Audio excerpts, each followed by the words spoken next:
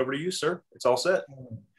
Ryan, thanks so much. And thank you, everybody. And I'm delighted to be with you. And I'll just say a few things, and I want to keep this as interactive as possible. My name is David Firestein, and I'm the president and CEO of the George H.W. Bush Foundation for U.S. China Relations. And we are an organization, a relatively new nonprofit that exists to advance U.S. China relations in ways that reflect the ethos, spirit, and values of President George H.W. Bush. And President Bush believed that the U.S. China relationship is the single most consequential bilateral relationship in the world, and that virtually no global problem can be resolved in the absence of U.S. China collaboration. Let me, with that being said, just say a couple of sentences about myself. I'm a former U.S. diplomat. I worked in China and Russia, as well as Washington, was in the U.S. State Department for 18 years. Then I joined the think tank world. Then I was at the University of Texas. And since September 1st of 2019, I've been president and CEO of the Bush China Foundation. And, we work to try to build bridges between the United States and China and to basically foster a relationship between the United States that is functional, constructive, results-oriented, mutually beneficial, and politically sustainable. What I want to talk about here today is just a couple of things, and I'll try to keep my remarks uncharacteristically brief. By the way, I literally just came from another session, another talk on a similar topic, and normally I can easily go for an hour and so forth and so on. But what I'll try to do is do about 20 minutes or even 15, and then just turn the floor over to all of you for a discussion for as long as you're able to stay with us. And I'll certainly stay extra time to make sure that I'm here until the last question is asked, et cetera. But what I want to talk about is two things. Number one, just as a scene setting point, the current state of affairs in U.S. China relations.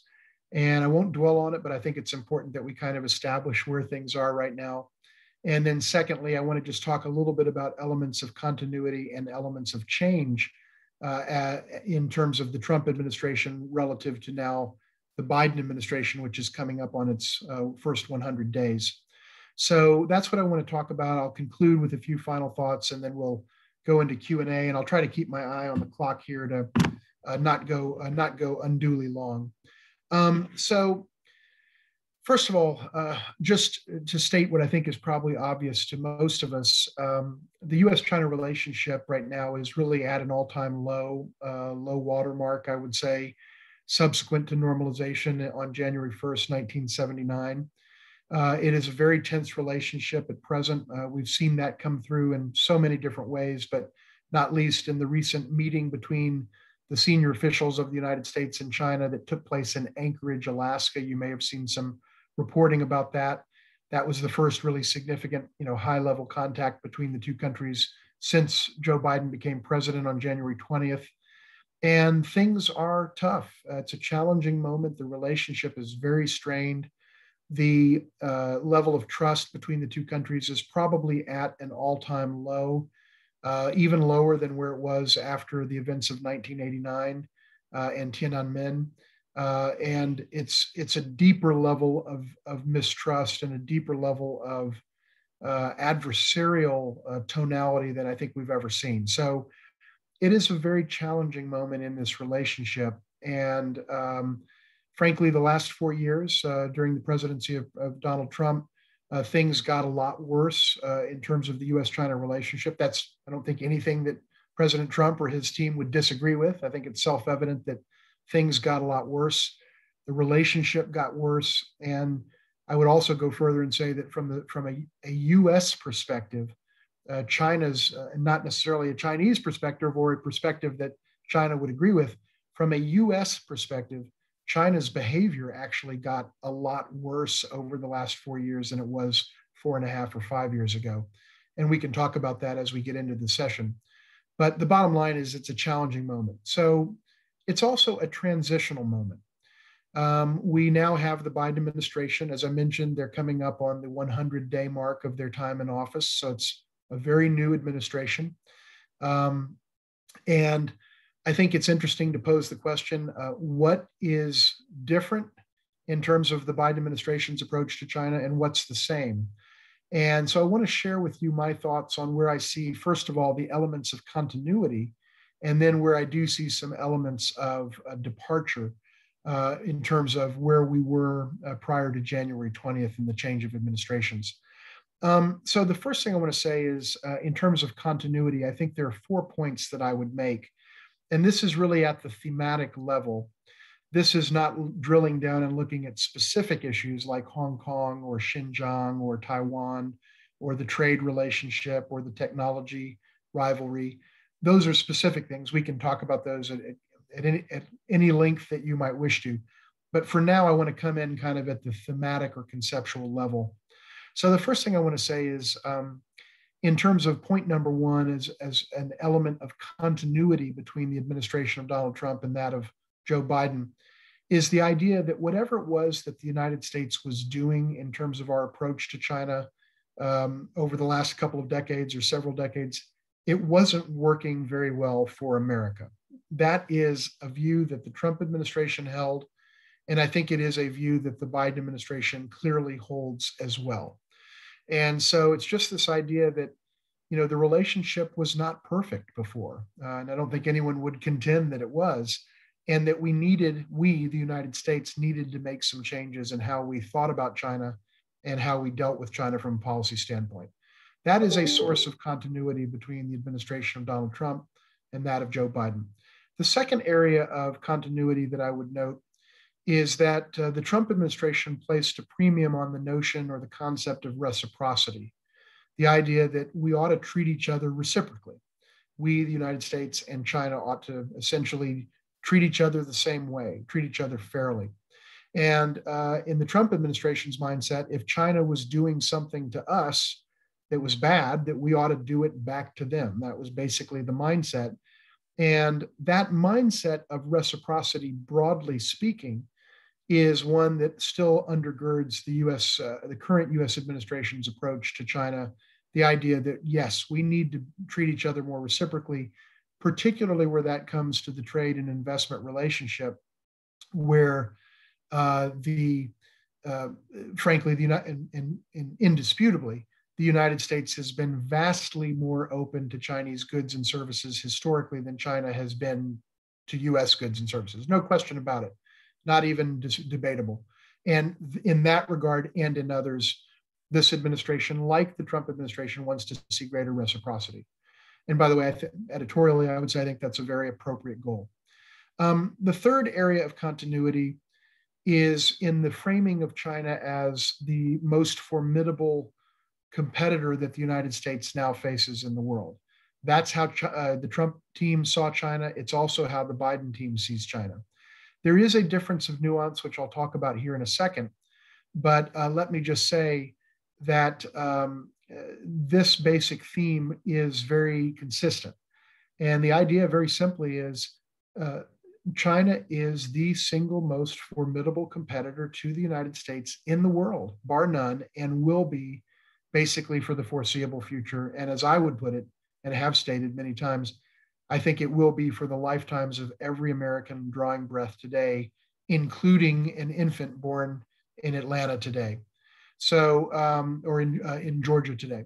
So that's a commonality between the Trump and Biden mindsets about China. And fourth and kind of final point that I would make for purposes here in terms of commonality is the legislative and regulatory framework that exists in the United States that relates to China is going to remain in place indefinitely and probably essentially permanently, certainly as far as the eye can see. The laws that were put on the books during the 4 years of the Trump administration are not going to come off the books now that you have a Democratic president, President Biden, now that you have a very razor-thin Democratic majority in the Congress. Those laws are here to stay. In many cases, they're laws that didn't merely apply to China, but they had a disproportionate impact on the way the United States related or does relate to China. And those laws are going to stay on the books. Same thing for most presidential or executive orders and other policies at the federal level and executive branch level that are in place. I think we're going to see a lot of continuity in that legal and legislative and regulatory context.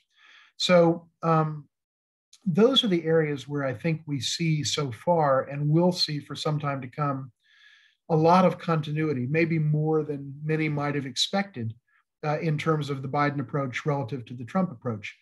Let's also note, just to put this in perspective, that as we all know, literally on day one, on January 20th, after taking the presidential oath of office, President Biden did a bunch of things that absolutely reversed US policy relative to the Trump administration on day one, hour two, and certainly the next day and the following day. Things like getting us back into the Paris Climate Accord, things like getting us back into the Iran nuclear negotiations, things like the Keystone Pipeline and various other topics. The point I want to make here is that we have not seen that. We have not seen that with respect to China policy. So it's not as if the Biden administration hasn't changed anything, but for whatever reason, they haven't made any significant or real changes to US China policy to date. That's the continuity piece. Let me say a little bit about the change piece, because I think it's also important to note where I think we do see differences in the way that the United States is looking at China and approaching China from a policy standpoint. Number one, while it is true that the Biden administration sees China as America's most formidable competitor, and I agree with that framing, I think that's an accurate assessment. Whereas in the Trump administration, there were certain voices, including in particular Secretary of State Pompeo and others, that really framed China as the enemy of our nation, the enemy of our nation. And no one in a senior and authoritative position in the Biden administration talks about China that way. So formidable competitor, yes. Enemy, no, not according to the Biden administration. And here, I think we see a real difference in the thinking of key people in the administration compared to their predecessors in the Trump administration. There were times when President Trump himself talked about China as if it were an enemy. There were also times when President Trump absolutely fawned over Xi Jinping and spoke about China with a level of positivity that I've never heard a US president use before. So he went back and forth, but other members of his administration, including Pompeo and Peter Navarro and others, were very, very negative on China and very adversarial in their framing. That has changed, in my opinion. Second point I would make is with respect to reciprocity. Yes, the Biden administration wants to see greater reciprocity, as I've noted, and that is certainly true. But whereas the Trump administration really seemed to want to see reciprocity at all costs, the Biden administration wants to see reciprocity where reciprocity is good for America. But I get the feeling that they don't necessarily aspire to reciprocity where reciprocity is bad for America, or where reciprocity does not comport with either our national values or our foreign policy interests or our commitments internationally or even laws. And I can flesh that out with details, but I think there's a very significant distinction now in the way that this administration looks at reciprocity. And the term I call it is, the term I use for it is, the Biden administration is going for what I call, quote, smart reciprocity rather than kind of categorical reciprocity. So there's a distinction there. The third point I would make is that whereas the Trump administration, in my view, and I think it's backed up by a good evidentiary basis to say this, the Trump administration really focused on, in its decision-making and policy formulation about China, does this policy or does this rhetoric or even does this tweet conform to the Trump ideology of Make America Great Again / America First or not? And if it comports or seems to comport with that ideology, let's do it. And if it doesn't, let's don't. I think the Biden administration has a different metric for assessing the suitability of potential policies. And that is not does it conform to an ideology or not, but does it advance the actual interests of the United States and the American people or not? In this regard, I see a very significant distinction in the basic mindset, the language, the words that we hear from this administration. And I think over time, we will see in the bottom line results of policies, because the metric is not ideological purity relative to MAGA, the metric is now, does this actually make the lives of the American people any better in a palpable sense? I could give you some specific examples of that later, but let me do that perhaps later if you have questions about it, just so that I can end these comments fairly quickly so we can get right into the interactive portion of the session. The last 2 points I want to make about change are the following. Number one, there's no question that a fair amount, a substantial amount of Trump administration policy toward China was predicated in factual falsehoods, literally factual falsehoods. And I think the Biden administration is going to move away from that and go toward a fact-based policy deliberation and policy formulation process. Let me give you an example here because this is important. What I'm saying may sound like a political point, but it's not. It is a factually accurate point. I'll give you one example to prove that. So when President Trump obviously regarded as a top priority the notion of reducing the U.S. merchandise deficit with China, which was and which remains very large. And his preferred tool to do that was to apply tariffs to a vast swath of incoming Chinese goods. And he did. He applied tariffs to about $370 billion worth of Chinese goods coming into this market. And he stated, as we all know, I think everyone here heard this many times, he stated many, many times, probably hundreds, that the Chinese are paying for the tariffs. And in point of fact, that statement is factually false. It is demonstrably, empirically, factually false. It's just absolutely categorically untrue. We're paying for the tariffs by definition, we, the American people. And so the point I want to make is that when you actually think, or when you say that you think, or when you think that someone else is paying for the tariffs, you're probably going to be inclined to want to use tariffs. But the problem is that's factually false. And the larger point that I would draw is when you predicate a policy in something that is categorically and demonstrably untrue, the likelihood that that policy is going to do what you want it to do is very low because you're not predicating the policy in factual reality. And lo and behold, that's what happened. And I won't dwell on it here except to say that the data is in, US government data from the Trump administration. And after 48 months of the Trump presidency, the US average annual US merchandise deficit with China is 17% higher under Trump than it was under Obama. That's the numbers, that's the facts. That is the numbers from the Trump administration itself. So little wonder when you take into account that the fundamental understanding of the policy was flawed right from the very outset. So that's what I mean when I say we're going to move, I think, away from a fiction-based set of policy deliberations to fact-based deliberations. Whether one agrees or disagrees with the policies, I think they will be more rooted in factual reality. The final point I would make is the issue of tone and style. And yes, we're going to speak about, we speak as a nation now, the president, the vice president, secretary of state, national security advisor, and other senior executive branch members now speak about China in a way that is very different than the way that President Trump spoke about China. No question about it. We all see that. You don't see the tweets. You don't see the vitriolic and provocative language. You don't see references to, quote, the China plague, the China virus, the Chinese virus, Kung flu, and the list goes on. All words that Trump used many, many, many times in the course of the last year plus of his presidency. And so all of that's gone now.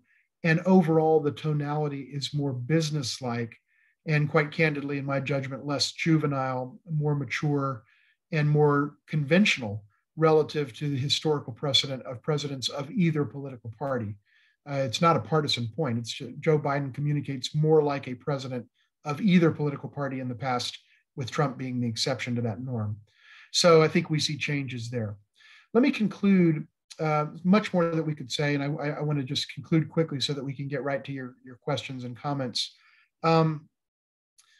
The basic idea that Joe Biden laid out as his essential campaign theme during the 2020 campaign was the idea of, quote, building back better.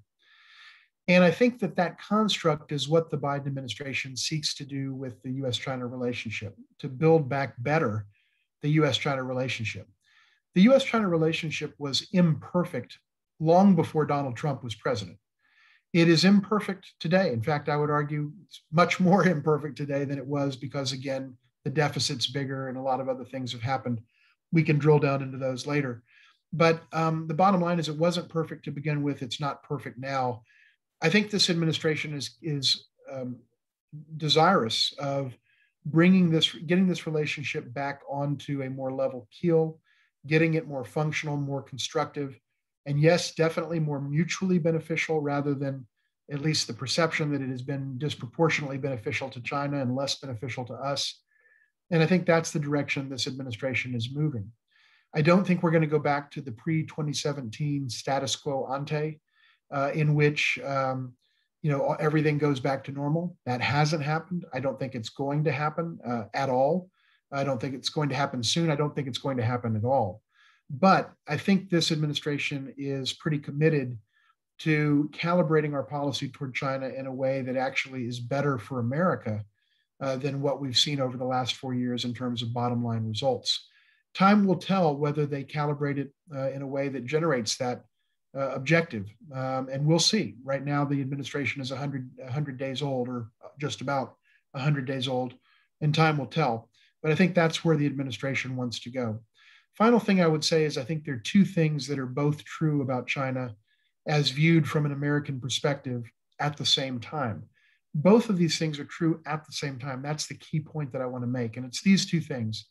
Number one, China is the most formidable competitor that the United States will ever have in the lifetimes of every living American today, including an infant born in the state of Georgia right now.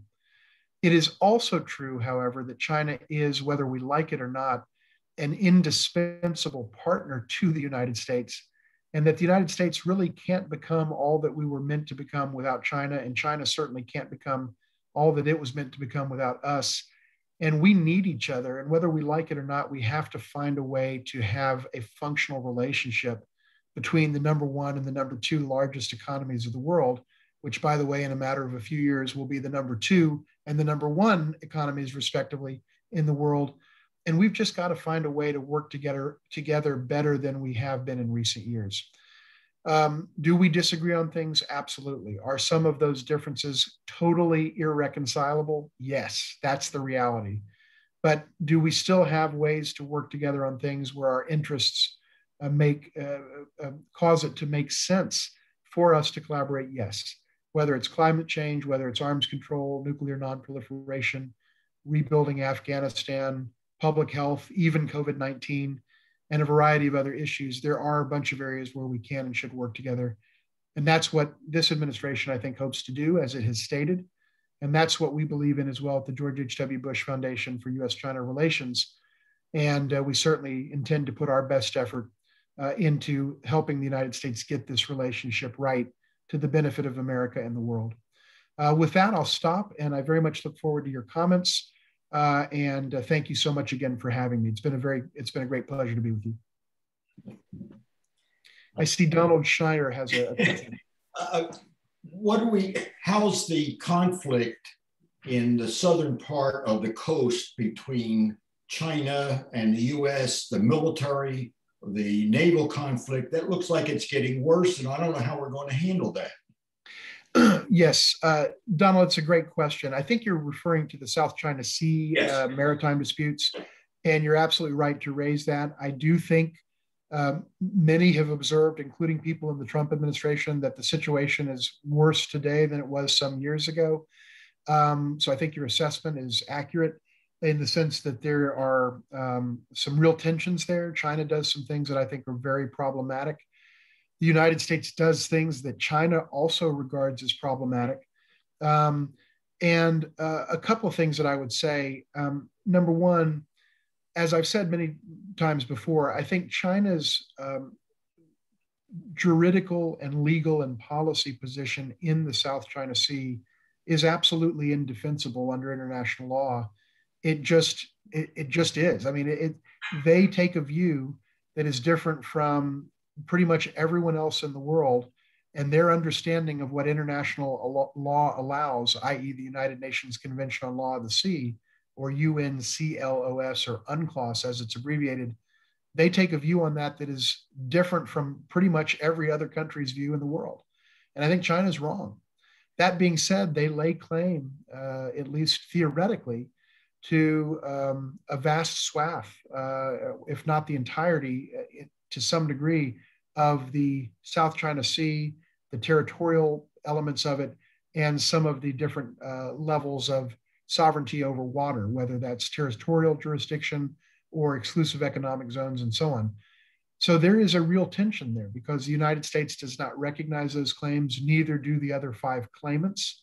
And most of the world doesn't accept that. And here's where the situation is. China does things that the US regards as aggressive. We push back by engaging, I think appropriately, in what we call freedom of navigation's operations, or FONOPs as we call them, where we send our military and other vessels, but mostly military vessels, into what China regards as its sovereign waters. But we do it because we don't accept that they are the sovereign waters of China, and China can't really do anything about it. And no shots have been fired over these types of things. They don't like it, but we do it because we can and because it stakes out our positioning.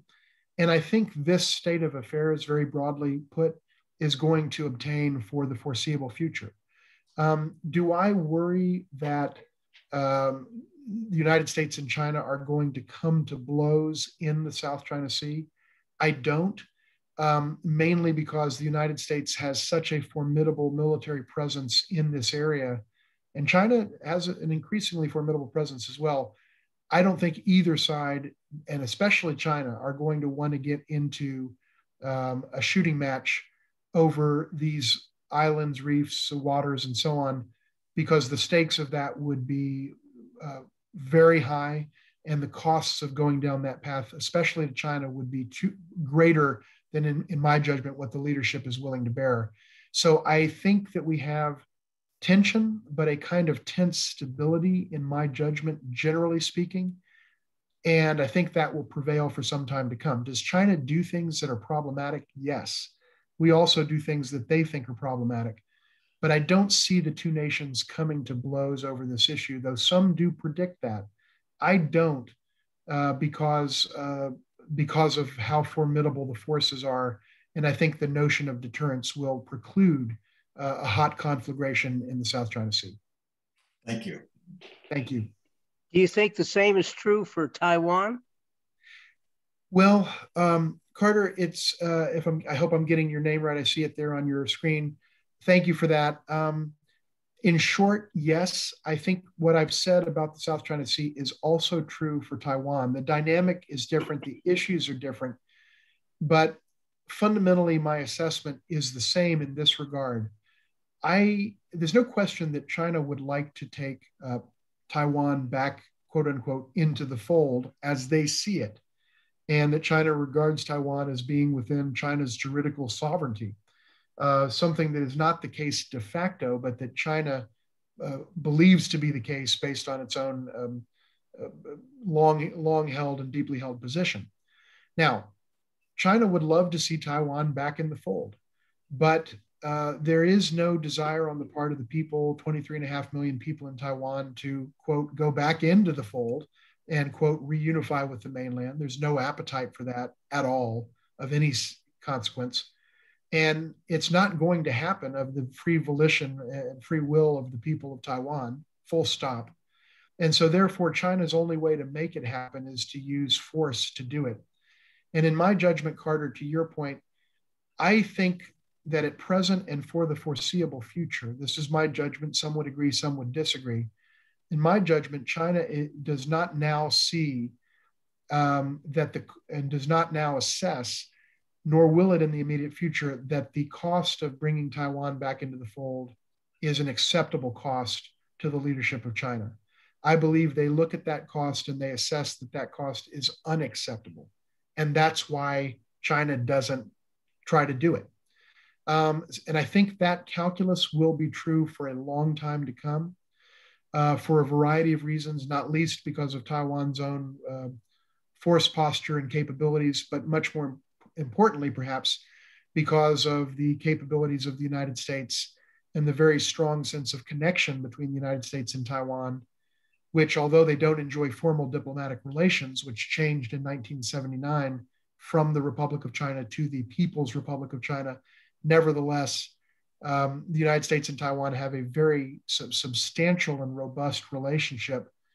And I don't think, particularly given the current political and public sentiment climate in our nation, that the United States would sit idly by and watch Taiwan be gobbled up. There is not a treaty obligation, just to be clear, for the United States to do anything. It's not like NATO, and it's not like Japan or South Korea or other full-fledged alliances. It is not an automatic trigger. But politically, it is inconceivable to me, given the sentiment today, that the United States would stand idly by and allow that to happen. I think China knows that. And I think the ambiguity around what the United States would do, but the real possibility that the United States would enter into a conflict is enough to deter China from doing anything in terms of using force. Does China seek to pressure, even now as we speak, Taiwan via other means, military maneuvers, incursions, as Taiwan would see it, into Taiwan, what Taiwan regards as its air defense identification zone, economic measures, boycotts of certain Taiwan goods? Yes, China does all those things. But to go to the next level, I just don't think China is going to see that as a viable option based on their own sense of self-interest and self-preservation. Prior to the election, there was a Trump-supported video about Biden's relationship with China that was very negative. I haven't seen the video, but I know it was widely distributed. Yeah. Where did that come from, and what does that have any truth to it at all? Well, Joe Biden has been in public life, as we all know, since he was 29 years old. He was elected to the Senate before he was constitutionally eligible to serve in the Senate. He had to reach 30 before he could take the oath. He is not a businessman. He's been in public life, but it's absolutely true that certain members of his family, as with other members of any number of presidential or prominent families, often are in business. And I think what the attempt was to attack Biden by proxy, if you will, by saying that some are implying or insinuating or stating, in the case of this ad, that somehow there was something inappropriate about the fact that Biden was vice president, but one of his sons was involved in business dealings in China, which I think in fact was the case. Yes, the son was involved in business dealings, but that's not unusual relative to anyone on either side of the partisan aisle. I mean, President Trump himself and Ivanka Trump and others had business as president with China. So there's nothing differentiating there. But yes, there's truth to the notion that one of President Biden's, or then Vice President Biden's sons, was dealing with China in a business sense. Yeah, that's absolutely true. The insinuation was that somehow there was something improper about it. I don't think that was ever substantiated, or that any serious allegation or finding of legal impropriety was ever generated from that. But it was an absolutely predictable and in our politics, fair political argument to make. It's made in all directions. People made the same argument about Trump and Ivanka and Jared and their massive, massive business dealings with China over many, many years, including when they were in the White House. It's fair game in all directions. No problem, hack away. But was there anything there that was found by any impartial observer or law enforcement agency to be problematic or unlawful? Not to my knowledge. And nor was any finding made relative to Trump. When you have powerful families that have some of their folks in politics and some of their folks in business, and China being the second largest economy in the world, you're going to have folks that are dealing with these economies. And so I don't think there was anything surprising about it. I don't believe in any way, shape, or form that that Biden was or is in any way unduly compromised by any of that. But more broadly, if I can just make this point, a lot of the folks in Washington who blast China to hell on every single thing that you can possibly think of have been investing in Apple for the last 30 or 40 years and have gotten rich, absolutely filthy rich, by investing in stocks that leveraged the China opportunity even as they're blasting the hell out of outsourcing and blasting the hell out of China for, quote, stealing our jobs. The amount of hypocrisy in our nation, in the political class, across the partisan aisle, I'm not making a partisan point here, where people are blasting China, having greatly enriched themselves by investing in the companies that whose activities they claim to deplore. To me, that is hypocrisy in the extreme. And that's why I take with a grain of salt all of these kinds of political attacks. They're very opportunistic. And the day that I'll take these attacks really seriously in any direction, Democrat, Republican, doesn't matter to me, the day that I'll take them seriously is the day that every one of these critics puts their tax record on the public record and lets me take a look at it so that I can assess whether they have principle or whether they're flaming hypocrites. Until then, I don't give a lot of weight to it.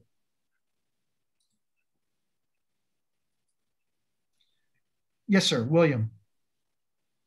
And you're currently on mute.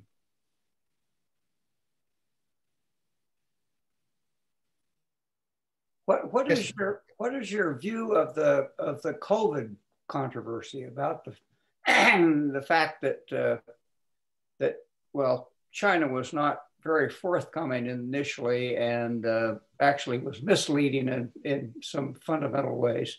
Yeah. But then the other side says, well, China actually made the virus and did this deliberately. I mean, it gets conspiracy theory on top of conspiracy theory. But what's your view of that situation? Yeah, thanks for asking about that, William. A couple of things.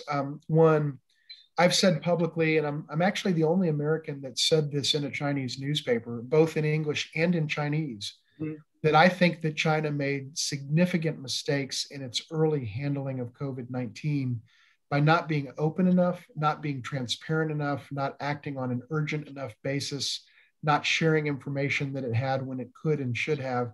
And I think China was wrong to make those mistakes. Those were mistakes. They were serious and significant mistakes. And I've stated that publicly for a long time, and I hold that view. I want to also, there's a couple of strands here, so I want to say a couple of things. It is also true that, as we know from Bob Woodward, the nation's most famous investigative journalist, he has President Trump on tape with Trump's permission to be on tape in explicit above board interviews where Trump is on tape stating to Bob Woodward, I knew that COVID was dangerous in January and February, but I chose not to tell the American people because I didn't want to alarm them. I didn't want to cause a panic. I didn't want to tell people that I knew this was deadly when I did know that it was deadly, and so forth and so on. So we have the U.S. President of the United States, Mr. Trump, on tape stating that he did exactly the same thing that he rightly criticized China for doing. And that is a matter of record. I'm not making this up. So was China wrong in not being open and transparent at the outset? Absolutely, yes. And I said that from the beginning. But we were too. And we can't lose sight of that. None other than the president of our nation, Mr. Trump, stated that he withheld information. He's on tape. He said, I withheld this information for these reasons. So we did the same thing, at least at the level of the president of our country. Now, do I think that China manufactured this and unleashed this upon our nation? Absolutely not. I think that is a conspiracy theory, to use the word, William, that you just used. I agree with that framing of it. I don't think in fact, there is no evidence that that happened. There's none. Maybe someday in the future, evidence will emerge. I don't think that. I don't believe that. But one thing is not in question. No evidence is on the table today that establishes that is so. And so it's pure conjecture. It is groundless. What I think happened was, yes, this virus, ground zero was the city of Wuhan in the province of Hubei in the nation of China. That's where it seemed to start. Yes, that's what we see. That's what we know at this time. How did it start? The WHO and others are looking at it. Even they don't know, so I don't want to speculate. Let the experts and the epidemiologists figure that out. But what I think happened was China botched its early response to this. It blew it, okay? And this thing got out of hand. But it's the difference between intentionality and botching something. And I think it's a case of botching it, not a case, in my judgment, of China seeking to, quote, unleash the China plague, unquote, as President Trump would put it, on America and on the world. China would have no reason to do that. It hurt them very badly. Many lost their lives. It took a toll on their economic growth, although they did register the best growth of any major economy. But all that being said, they were hurt, we were hurt, the world was hurt. And so there's no way in the world China intended to do this. I don't buy it for a second. But they did botch it. Yeah. I'd like to ask your impression of the way I think we're mortified or appalled at the way the Chinese government treats its minorities, thinking of the Uyghurs and the other Muslim people out in Xinjiang and Tibet. But also, some years ago, I read an article about the fact that China has been assimilating for the last 3,000 years different ethnic groups. And there's just one China in about the same area as Europe. And Europe has, 1,000 different distinct ethnic identities. And should we be sympathetic to China because they have the experience of knowing how to even ruthlessly subjugating their minorities, or should we make a big deal out of human rights? Well, it's a really great question. And let me say a couple of things about it. So first of all, look, what China is doing in terms of its human rights performance is really problematic, certainly from an American perspective, and I think from the perspective of virtually anyone outside of China. I say virtually because there are some countries that wouldn't be critical of China's record, such as North Korea and maybe a few others. But look, China's human rights record is deplorable. I've said it many times, I'll say it again. There's no question about that. And what's happening in Xinjiang, I think, is really alarming, very profoundly problematic. I think it is something that the United States and many other countries are right to call out as being deeply alarming. And so every country has every right to express itself and to speak on the basis of its values and to call out bad behavior wherever it exists. Sometimes we ought to call out some of that bad behavior in our own country, in my judgment, but we certainly can and should call it out when it happens elsewhere. And what's happening in Xinjiang is a really presents a really troubling picture. No question about that. Now, a couple of things you asked about. You mentioned the demographic numbers, and the sort of the breakdown of racial and ethnic minorities in China. So China is a country that I think officially recognizes, I think it's 55, maybe it's 56, officially recognized ethnic minorities.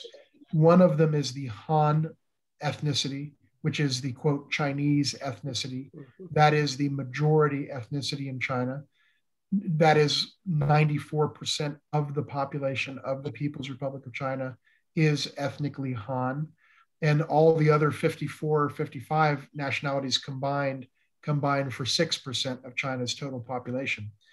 In Xinjiang, you have a significant population of Uyghurs, which is an ethnic minority in which the minority practices the Muslim faith and practices Islam. And again, you referenced what's happening there, and it should be of concern to anyone that cares about human rights and that cares about religious freedom and so forth and so on. Can the United States do anything to change how China thinks about these issues within the boundaries of its own country?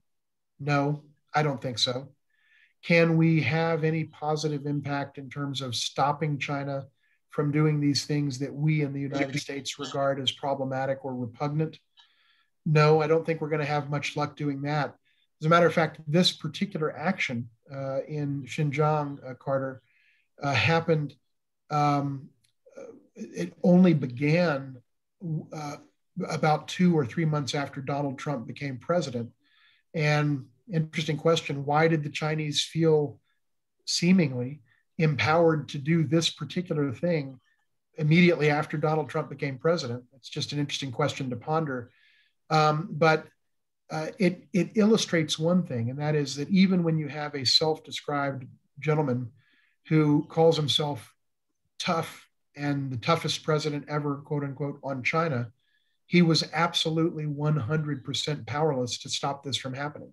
And it illustrates the point. The fact that it's happening is not Trump's fault, but the fact that he couldn't do a darn thing to stop it is illustrative of my point, which is that there's very little leverage that the United States has to stop this behavior. So all we can do is give expression to our values, call out bad behavior when we see it. I also hope that we as Americans call out bad behavior when we see it in our country in terms of issues of racial justice and so on. But we certainly are within our rights to call it out wherever we see it. We're certainly within our rights to implement sanctions and, if you will, quote, punishments relative to people that formulated or implement these policies, knowing that China will do exactly the same thing to us when they think that we're doing something that's inimical to their interests. All of those are things that we can do. None of those are things that solve the problem. And so, what we're left with is a very frustrating situation that it's the realization that we don't control what happens within the boundaries of China, whether we like it or not. Is that a satisfying answer to us as Americans? No, but is it the reality? Yes. So, that's where the situation is. And I think fundamentally, the last point I would make is we have to really think carefully about whether we are willing as a nation or not to engage in relations with China and interaction with China and dialogue with China in those areas where we can make a difference, even as we recognize that there are areas where we're not going to be able to make a difference. And are we willing to do that or not? Or does that somehow feel like we're compromising our values? And if we take our ball and go home and disengage and decouple, does that help the situation in China or does that hurt the situation? These are the kind of deeper questions that I think we as a nation have to think about very carefully. Why are the Chinese so afraid of the Uyghurs, whatever they're called? I'm sorry. Yeah, the Uyghurs. I realize they're Muslim, but at the same time, wouldn't it be more productive for them to try to bring them along and somehow bring them in, and certainly there would be a show of force to show that they can't become separate, but at the same time, bring them into the economy, bring them in, and put them to work rather than waste all this time on trying to re-educate them and things like that. Yeah, it's a great question. Why is this a feeling? Yeah, you go right to the heart of the question, Ward, with that question. And where is this coming from? Look, I can tell you what the Chinese would say. I know their position very well. I view it differently, but I certainly know how they view it.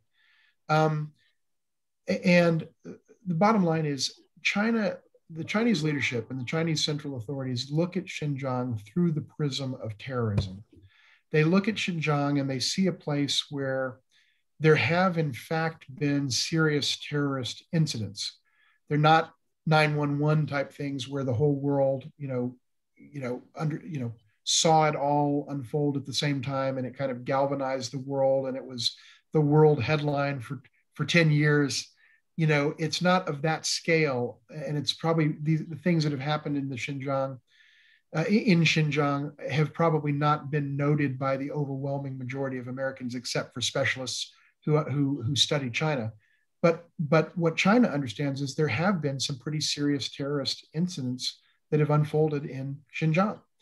And the folks that perpetrated those incidents, according to the Chinese, are people that were basically Muslim separatists who, in the name of the religion, in the name of their political ideology, were seeking to create a separate state called, I believe, East Turkestan, that would include part of Xinjiang and part of other countries in the Central Asian region. There is merit to China's point that there are legitimate terrorism-related factors in the mix. The reason I say that is because the United States itself, our government, recognized an organization called ETIM, the East Turkestan Islamic Movement, as a terrorist organization. So even the U.S. government itself didn't dispute the fact that there are terrorists operating in this part of the country and in that part of the world, and that they have goals that were inimical to China, but also inimical to the United States and really problematic as viewed through our lens of countering global terrorism. So there is some merit there as far as, yes, there are issues that are legitimate issues for any government to seek to address when it comes to terrorism and terrorist violence. But where the United States many in the United States and in the world have, I think, appropriately leveled criticism of China's actions, is that those actions have gone seemingly far beyond what would appear to be required to deal with the legitimate terrorist threats that are there. And they go into seemingly an effort to kind of, as they would say, sinicize, that is to say, to make more Chinese culturally, these folks from these other ethnic groups and other religions and so on. And that's where I think China gets onto very thin ice and does some things that I think are inappropriate and very problematic and wrong. But it's, to your question, Ward, the reason that China is looking at this at all is because they're looking at it through the prism of terrorism, and they're looking at it through the prism of extremism and separatism. And that is the lens that they apply. It is a lens that the US seems to reject, although at one point the United States saw some of these matters the same way, including declaring this one group to be a terrorist group and so forth and so on. But now the politics of China in our nation are such that no one from either side of the political aisle would be willing to say, yeah, China has a point there, et cetera. Instead, let's just absolutely categorically level criticism of China because that's where the politics are, and that's also where that's also merited by some of the reprehensible things that China is doing in Xinjiang. So I hope that gets at your the ultimate source of where China is, the lens through which China is seeing Xinjiang.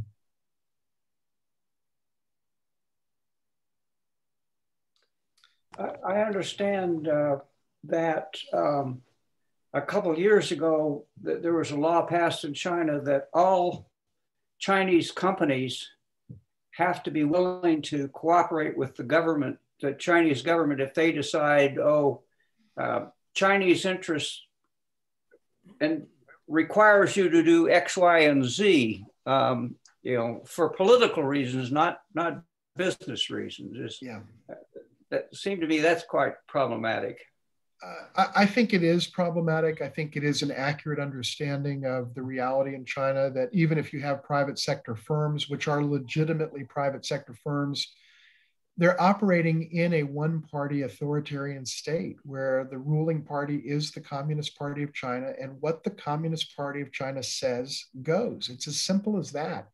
And if the Communist Party of China and the powers that be and the government and so on say to a company, we need you to do this, or we need you to do that, or we are asking you to do this or that, or to reveal information that would in other contexts be protected by privacy laws and so forth and so on, then those companies are going to do it. And if they don't do it, they're going to pay a price for not doing it. And that's the system that China has. It's not the system that we have. At least I can say it's not yet the system that we have.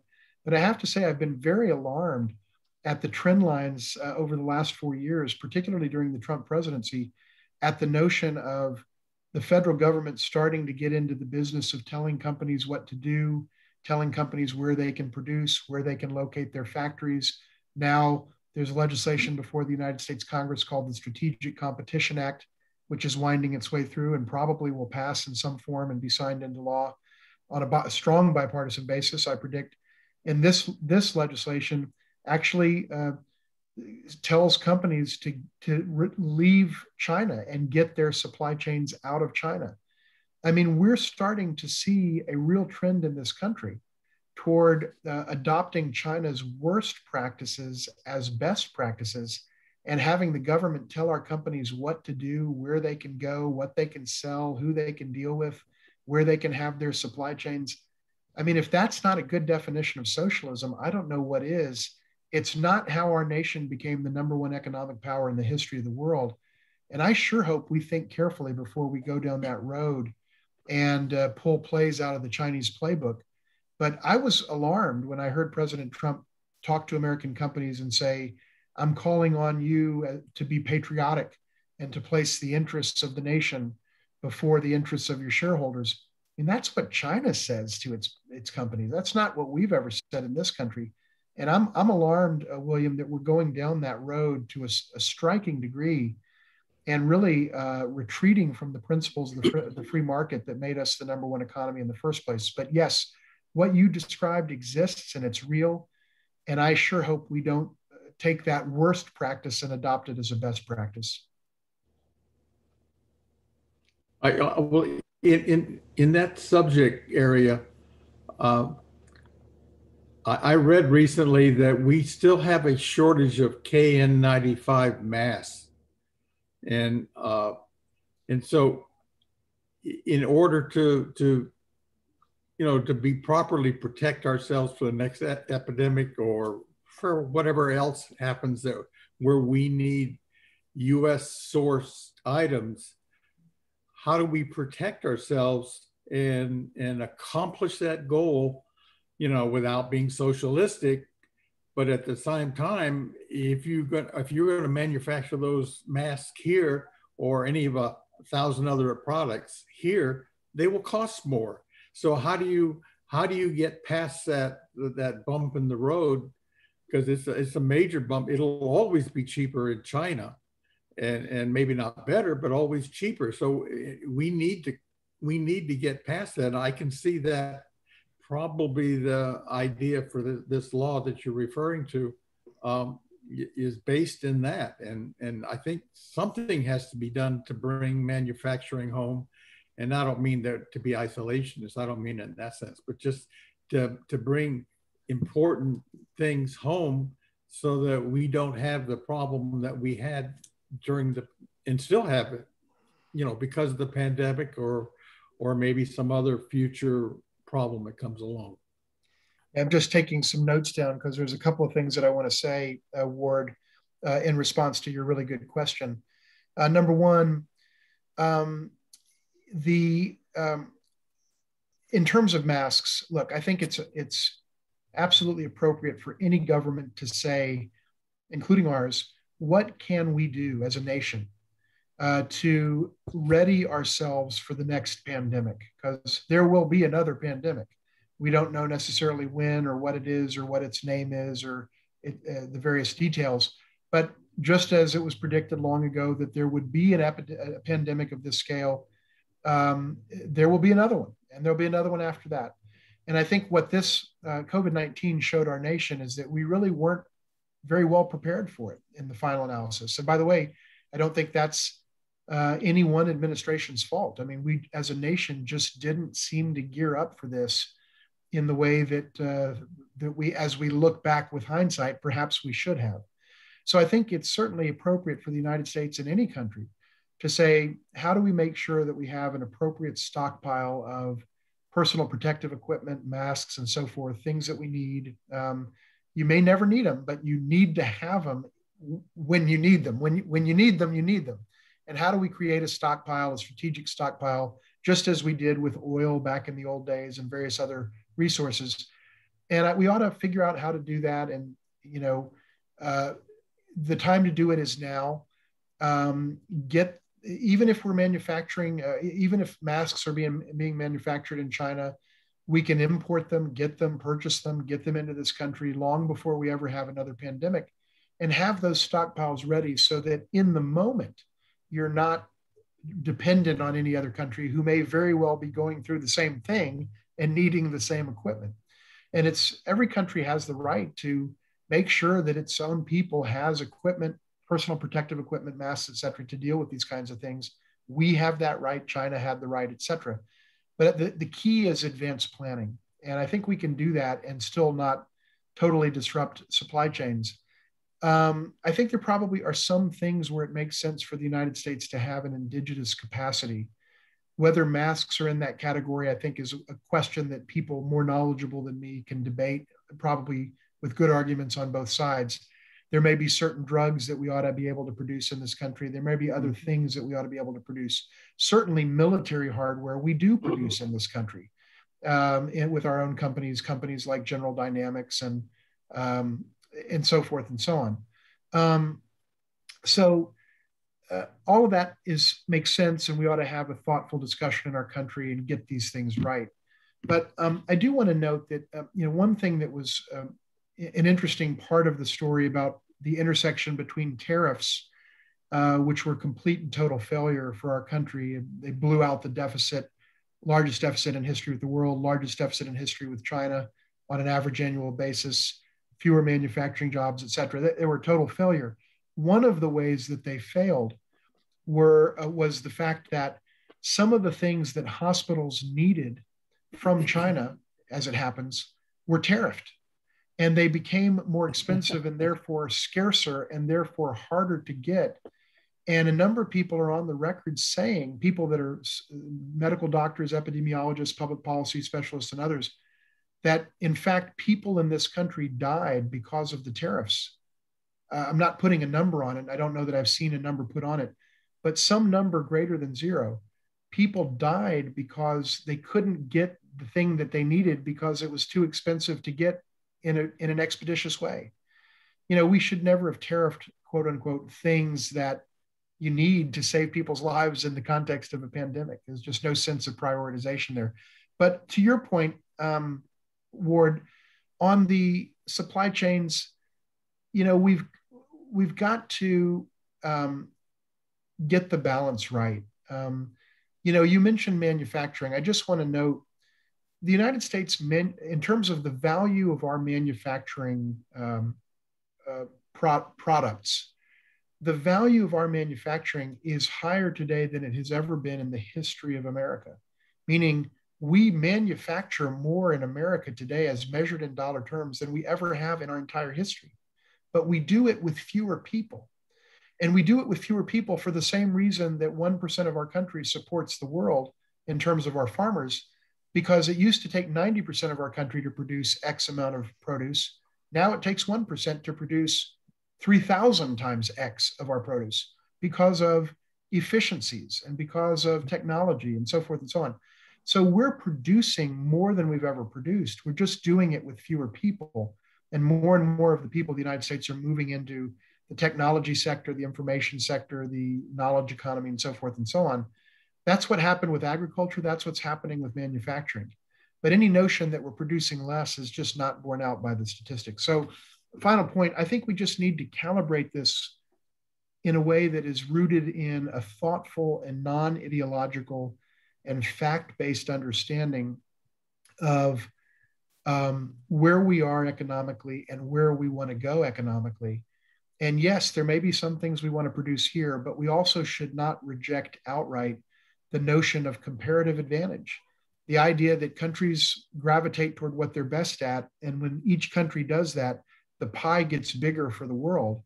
And if people have an issue, and I think legitimately, with the allocation of benefits of trade within a domestic population, then address that through domestic policy, but don't make the pie smaller and make people poorer, which was the policy of the Trump administration. Thank you. I have one other comment and like your response. China holds, as I understand it, at least $1 trillion of U.S. debt as in treasury notes. Yes. Isn't that going to be an assurance that we'll never be able to decouple our economies? Well, first of all, I think you're right that is the scale of what China holds. And back when our debt was, 13 or 16 trillion, that was, let's say, 5 or 6% of our of our debt. Now that our debt is rapidly coming up on 30 trillion, it's a smaller percentage because our debt is exploding because of COVID-19 and various other things. It's no one administration's fault, but certainly the Trump administration did more than its fair share, as others did before that administration, to blow out the national debt. And so China's percentage, while you're right, Carter, in noting that China's hovered around the 1 trillion mark for quite some time, give or take, it's a smaller percentage today than it was 5 years ago, a year ago, 10 years ago, 15 years ago, and so on. It is a fairly small percentage of our debt. It's not inconsequential. It is a large amount of debt for a foreign country to hold, but there are other countries that hold substantial amounts of debt. And of course, the overwhelming majority of our debt is held by the American people. And the fact is, I don't think that the 1 trillion or so that China has historically held gives them undue leverage over us. If anything, it may give us an equal amount of leverage over them, because when someone owes you something, you're beholden to the person that owes it to you until they pay it back. And if they don't pay it back, you're the one that's in trouble as the creditor. So I don't see that as problematic. And to your question about decoupling, both in terms of China's holding of our debt, but also in terms of the fact that even now, after 3 years of the trade war, which began in basically May of 2018, the United States still has China as its third largest trading partner, behind only Canada and Mexico. So even now, after all of this, we're still trading hundreds and hundreds and hundreds of billions of dollars a year. Not as much as maybe we were a couple of years or 3 years ago, but it's still a lot, and it's still a big relationship. It would be a mistake, in my judgment, for the United States to seek to decouple from China. It would be a mistake for China to seek to do that for us, relative to us. We need to work together because it's in our self-interest to do that. And I believe I'm pro-business, I'm pro-trade, I'm pro-globalization. Yes, trade should be fair, but it should be free. I don't think the US government should tell companies what to do and how to suck an egg. That's not how we became the #1 economy in the first place. The comparative advantage works. And if you need to make adjustments in terms of domestic policy, do that. But don't sacrifice the concept of comparative advantage. And that was the viewpoint, the notion of let's forget comparative advantage. That was the mindset of the Trump administration. It was wrong. If the Biden administration approaches it the same way, the Biden administration will be equally wrong. And I'll criticize them just as much as I did the previous administration. I hope, though, that we get back to a footing where we have, yes, fairer trade, but yes, ultimately free trade without the government trying to tell people what to do. That's not how we built this economy in the first place, and it's not the route that we should go now.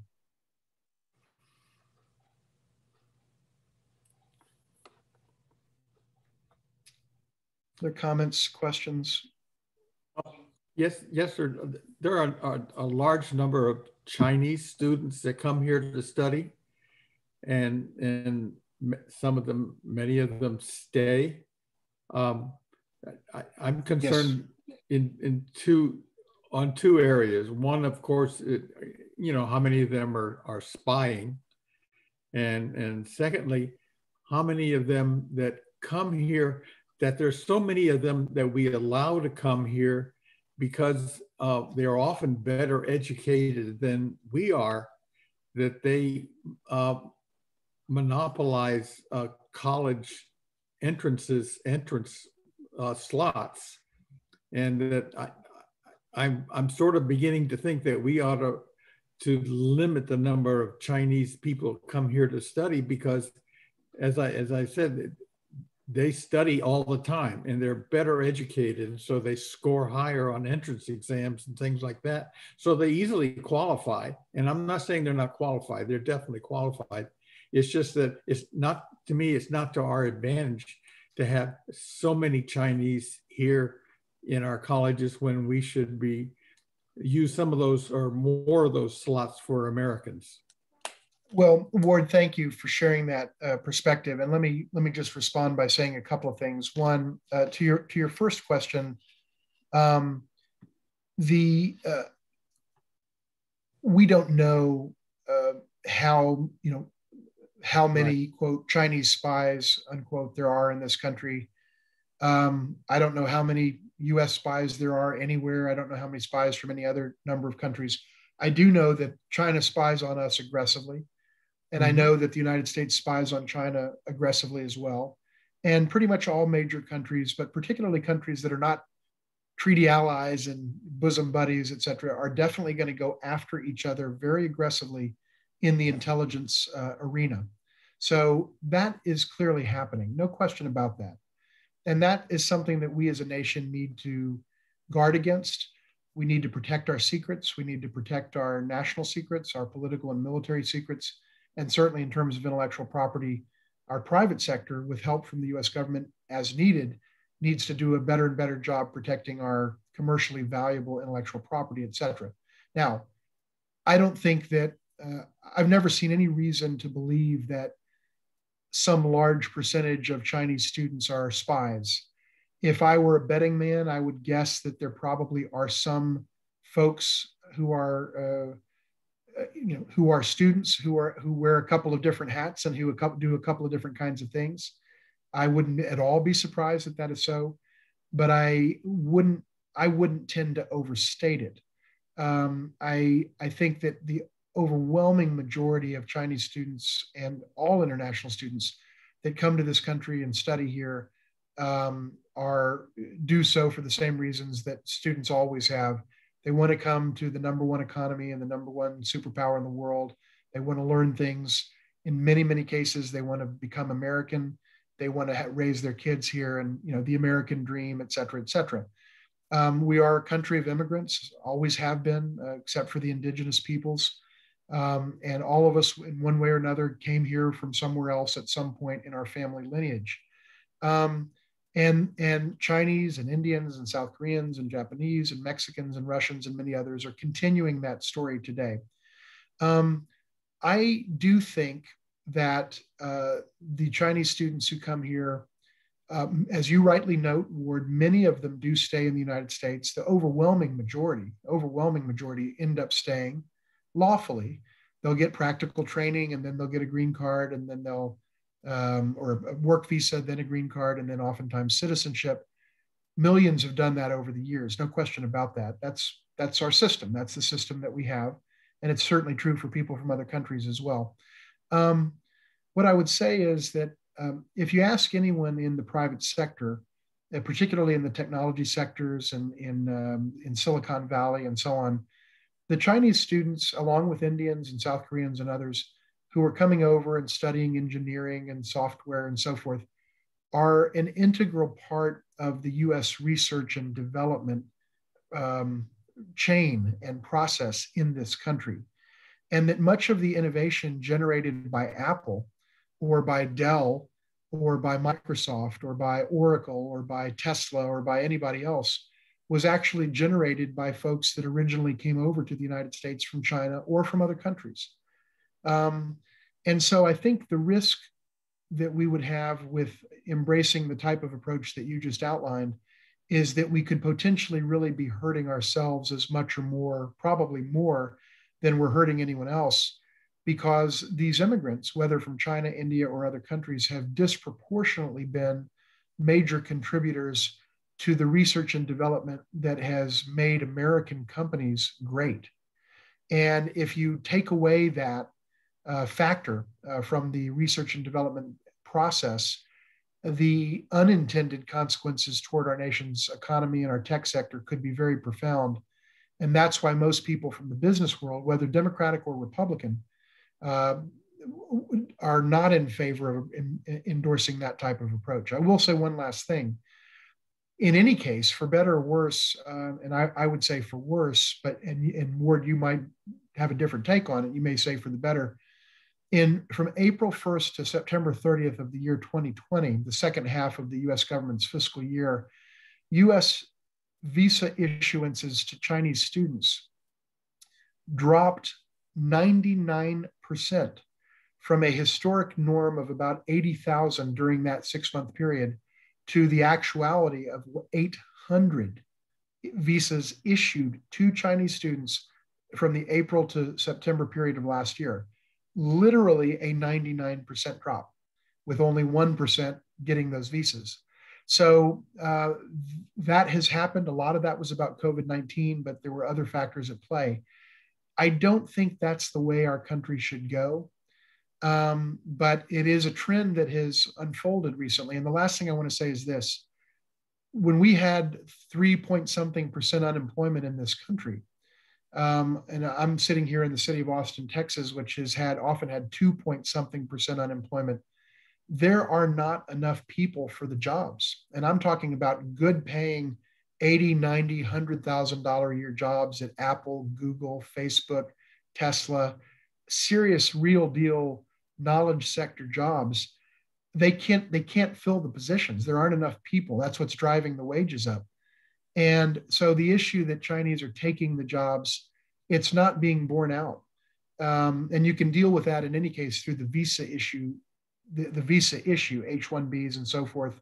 You can look at putting caps if there's concerns around that. But the problem we've had is the opposite, Ward. The problem is not that foreigners are taking our jobs. The problem is there aren't enough Americans to fill the jobs. There aren't enough foreigners to fill the jobs. That's the problem we've had. And I see it here in Texas and Austin.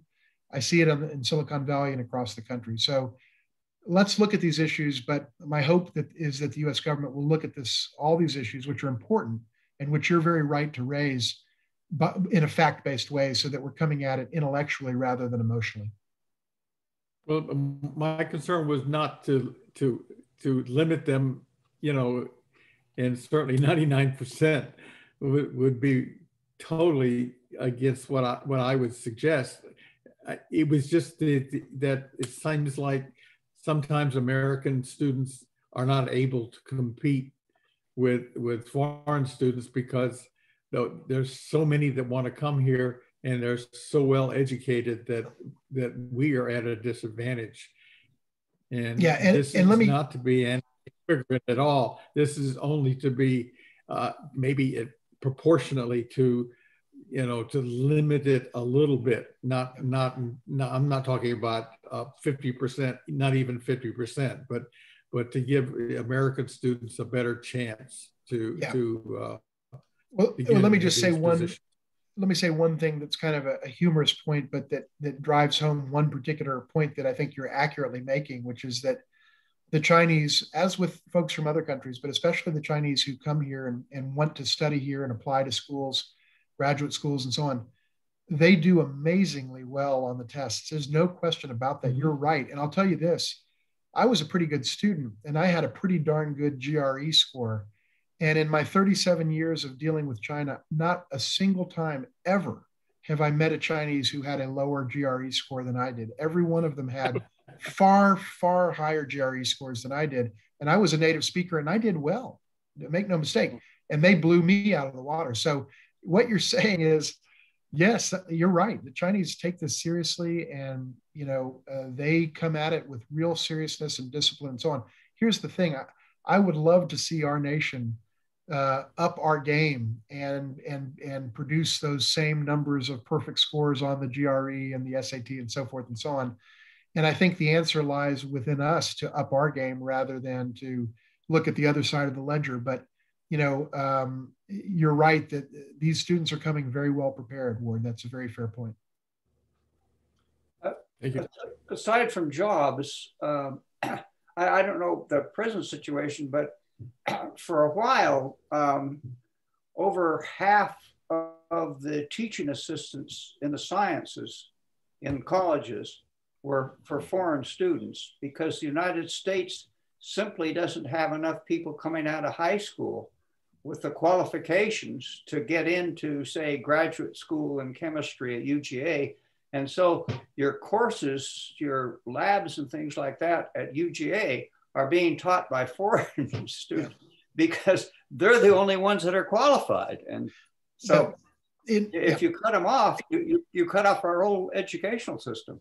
Well, I think you're exactly right, William. You're spot on with that. And it is a feature. It is absolutely a feature of our educational system that we really do rely to a very substantial degree on foreign talent coming in and doing exactly what you've described. And, I think that there are benefits to that, but there certainly are cautionary elements that we as a nation have to think about. But the undergirding and underlying point is that it's not that these foreign students are crowding out Americans, as you rightly pointed out, William. You're exactly right. It's that the Americans aren't signing up for these degree programs. We're not, we're yielding that ground. We're yielding the STEM ground, the science, technology, engineering, math, et cetera. We need to be doing a lot more in that area. I forgot the exact number, but if I'm not mistaken, and this may be inaccurate, but it does get at the essential truth. I think China produces approximately 100 times more engineers every year than we do as a nation. Mm-hmm. Now, China is 4 times bigger than our population. So you're going to expect that they would maybe do 4 times more. That would be proportionate. But they are disproportionately blowing us away when it comes to inculcating and nurturing a desire on the part of their students to get into these areas. And that, in the end, that's on us. We've got to do a better job getting our young people interested in these things, because I think it's absolutely good, a good thing to do, to have more and more American citizens, getting into these areas and generating indigenous capacity. That being said, we are also a nation of immigrants, and a lot of these folks that come from elsewhere ultimately become patriotic, red, white, and blue loving Americans. And that's wonderful. And that's how we do it in this country. And that's great.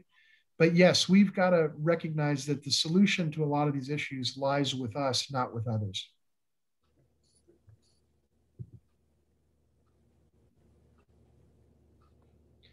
Other comments or questions? And again, I'm delighted. I don't want to be a bore to anybody, et cetera. I'm happy to stay on as long as there is interest. I've got to run in a while, but not immediately. So particularly since I inadvertently got here late, I want to make sure we have plenty of time. But I don't want you to feel like, oh, this guy's blathering on and can't this thing end. So I will take my cue from all of you. President Bush recently came out, pushing immigration reform. And I was wondering, how to push this reform. Actually, I got in trouble in another class because I I made the comment that every time I turn on the TV, I see different people, which is related to what I mentioned earlier, different doctors and important people, that they're all foreigners. And I'm not trying to be anti-immigration, anti-foreigner. I've traveled to Japan and Thailand, so I have appreciation for other places, and I don't, I'm not trying to say we need to close up as we did the last 4 years, but I'm saying, I wonder if some of the feeling that I have and some of the feeling that we have so much trouble with here in the United States and also in Europe is because they have too much immigration. In other words, they get so many people in that the people that are there, either here or in Europe, feel overwhelmed, and that contributes to all this political turmoil that we could avoid if we had good immigration reform. We could just, properly, not severely, but properly limit the number of people coming in here and who's coming, and so make the people that live here and are trying to get by don't feel like they're being overwhelmed by people coming in. Yeah, I mean, I definitely believe that the immigration issue is a really central issue to our nation. It's been very difficult to generate progress on. No one party, in my judgment, is at fault for that, but I think it has represented a kind of example of the failure of our system, of a recent major failure of our system to address a really serious issue in our country. And notwithstanding political will, both on the part of Republicans and Democrats, somehow we just haven't managed to get there. And I think there's still a lot of work to do. And I hope that this president and this Congress, irrespective of who controls the Congress, et cetera, right now it's the Democrats by a razor-thin majority, but whatever it takes to get common sense, thoughtful, bipartisan consensus to get to a better place on immigration, I think our nation would be very well served by that.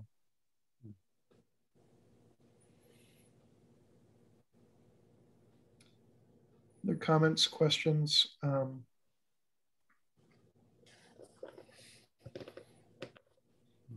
Not seeing any.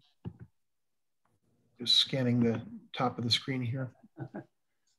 And by the way, I love your questions are amazing. And let me say one thing, maybe while Carter or others are thinking of a possible question, but I just want to say to this group how much I appreciate the questions that you raise. And, we at the George H.W. Bush Foundation for U.S. China Relations, by definition, are a nonpartisan entity. We are a nonprofit. We get tax-deductible donations. We don't advocate for the election or defeat of any candidate. We don't advocate for the election or defeat of any party. And we're not coming at this through a partisan lens. We're coming at it through the lens of what would George H.W. Bush want to see? That's who we are. We're named for President Bush, and we want to give expression to his views. The one thing I want to say here is I'm so impressed by the caliber of the discussion. I wish that more policy discussion in our country occurred with the tonality of this discussion rather than with this nasty, ugly, vitriolic kind of tonality that we see every single day from both sides of the aisle. It's really horrible. And I would argue as long as we are unable as a nation to elevate our discourse and to make it fact-based, but also to make it civil, I don't think we're going to come up with solutions to the problems that our country faces. And let me just say, fundamentally, I think the most serious threat that we face in this country today is the untethering of U.S. public policy discourse from factual reality. Yes. If we can't speak about our public policy challenges factually, we will never solve them. And I hope that we can get, I'm saying it not in any partisan spirit, but in a bipartisan spirit, we've got to get to a better place. When you have 1/3 of our country believing that QAnon is true, which is what Pew and Gallup have reported recently, over 1/3 of our country believes these things are true. Guys, ladies and gentlemen, we have to get to a better place because China's not messing around. And neither is most of the other countries that we compete with. And we're sitting here, talking nonsense half the time in our public discourse. I wish our folks in Washington could communicate the way all of you have and the way we have in this session. Well, I have a question for you. Your foundation obviously is a major resource of knowledge and potential input for global discussions, particularly with China. Does the Secretary of State or the trade representative know to call you? Well, thank you for asking that. And let me put it to you this way. These folks know we exist. As a matter of fact, we actually worked, some members of my team and I worked pretty closely with now Secretary of State Blinken. We have not engaged him since subsequent to his taking the oath of office as U.S. Secretary of State, but he knows us and we know him. I think very highly of Secretary Blinken, by the way. I think he's a tremendous diplomat and is going to serve our nation very well. And these folks do know who we are. We engage with the U.S. Department of State, the National Security Council, the White House, the U.S. Trade Representative's Office, Department of Commerce, the United States Congress, both the majority and majorities, irrespective of who's majority and minority. We make the rounds and people know who we are. We want to be a resource on a nonpartisan basis for any U.S. administration. We were close to certain folks within the Trump administration, even though we saw certain issues differently than they did in some cases. In some instances, we also agreed with Trump administration policies. But we try to call it like we see it. and we want to be a resource, and we want to help America, because that's what George H.W. Bush was all about.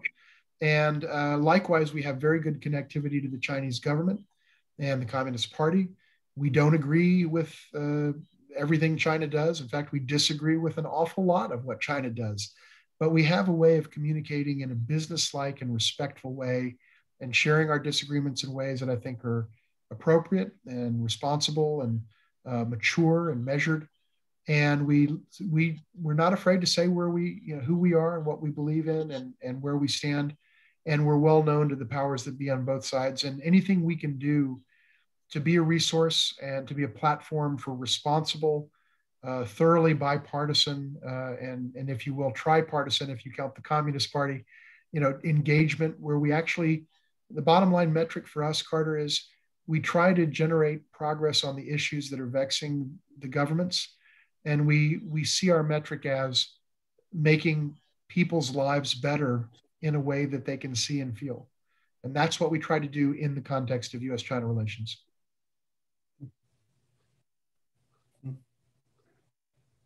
Thank you very much. Yeah, thank you. Thank you, Carter. Thank you, David. Yes, thank you. Thank you. Great. Well, thank you. Listen, it's been a delight to be with all of you. I hope that I'll have a chance to maybe visit with you in person or do another session like this. I promise next time we do, one way or the other, we're going to get the time right. But I'm so grateful for this opportunity. And thank you so much again for the time together. I really appreciate it. Thank you. We really, no worries about that. Thank you. It's all good. Thank you for a presentation. Yep. Yes. Really enjoyed it. Thank David, you very everybody much. else, y'all have a great evening. I'll see y'all later, okay? All the best, y'all. Thank you very much. See ya.